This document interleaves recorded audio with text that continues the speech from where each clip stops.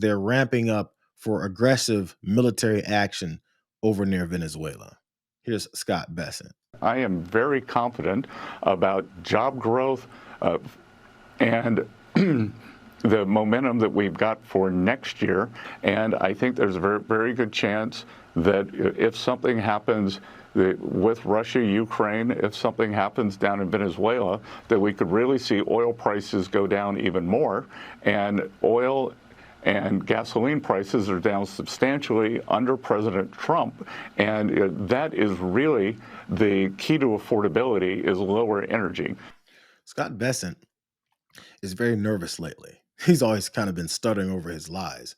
But now he's included this weird hand motion that every time he says something, he's trying to work his brain through how to exactly point out how they're destroying the economy. Except on accident, Scott Bessent accidentally said, once we invade Venezuela and start taking oil, that's going to help with gas prices and food prices and energy all around. Because all we know how to do is invade countries and steal resources because we suck at everything. What a revelation from Scott Bessent. I'm not sure if he even realized he said that. If something happens down in Venezuela, we could see oil prices go down even more. Well, the first lie is that they're going down. But I think he revealed what is that Donald Trump, again, on the campaign trail, revealed some time ago, and what they feel about what Venezuela has to offer to them. That is, for them to steal from Venezuela. How about we're buying oil from Venezuela? When I left, Venezuela was ready to collapse. We would have taken it over. We would have gotten all that oil. It would have been right next door. He's disappointed that we're purchasing oil when we could just invade and take it.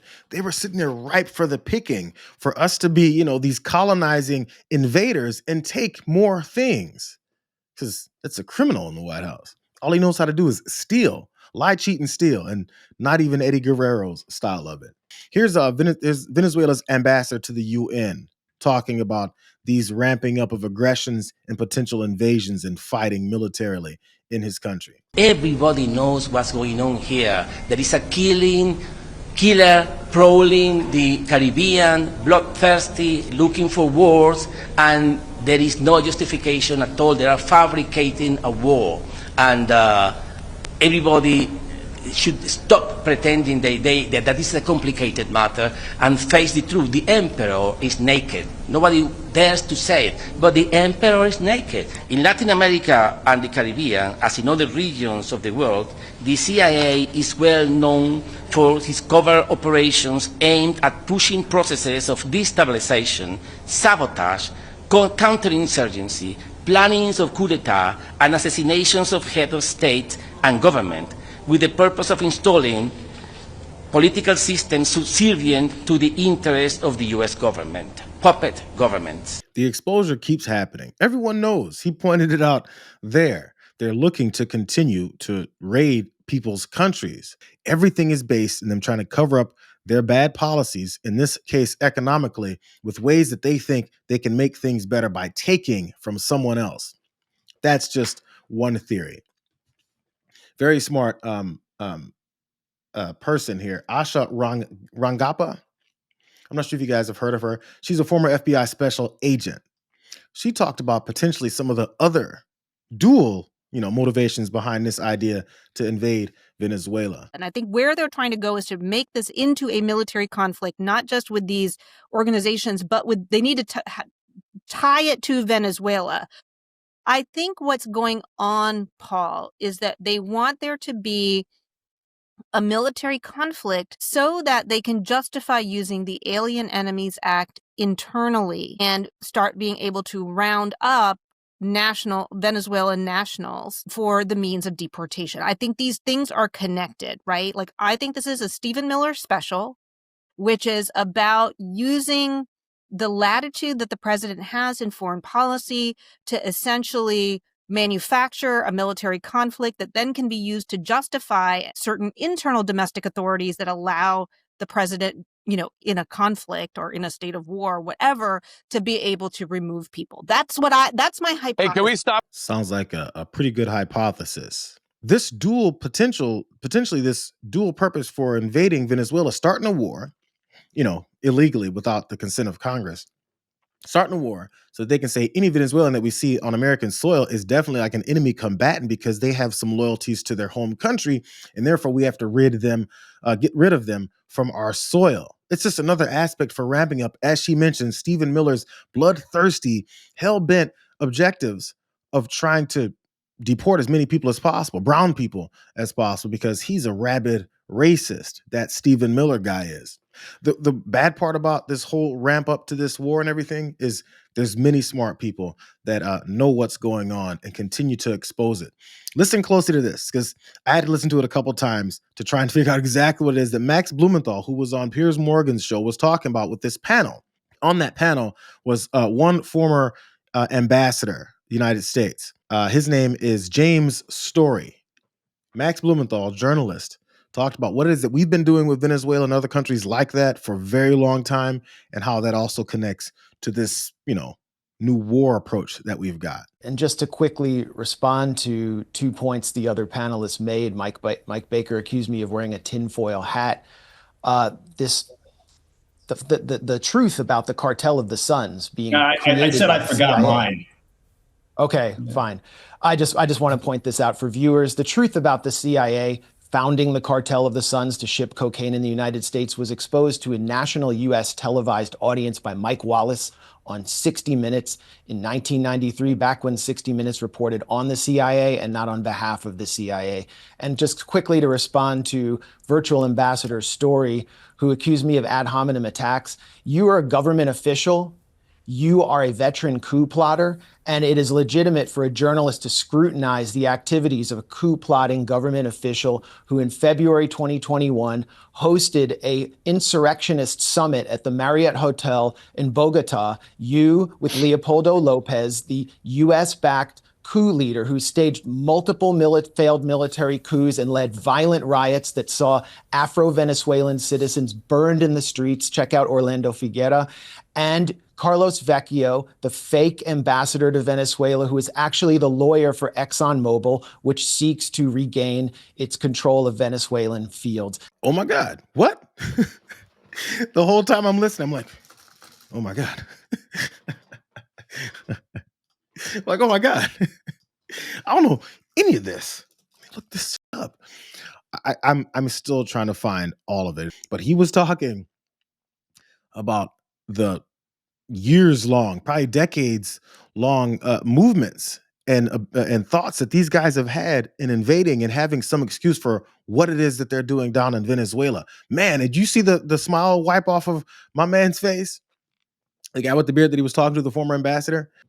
James Story. It was like the whole time he's like hosted a insurrectionist summit at the Marriott Hotel in Bogota. You, with Leopoldo Lopez, the US-backed coup leader who staged multiple failed military coups and led violent riots that saw Afro-Venezuelan citizens burned in the streets. Check out Orlando Figuera. And Carlos Vecchio, the fake ambassador to Venezuela, who is actually the lawyer for ExxonMobil, which seeks to regain its control of Venezuelan fields. I can't independently confirm all the things that Max Blumenthal was talking about all of these potentially nefarious setups and opportunities they've had to try and invade. This is one of the most deeply anti-democratic opposition movements led by Maria Corina Machado, who has led several coup attempts in Venezuela. I mean, it's basically like January 6th again and again with the sponsorship of the U.S. Embassy.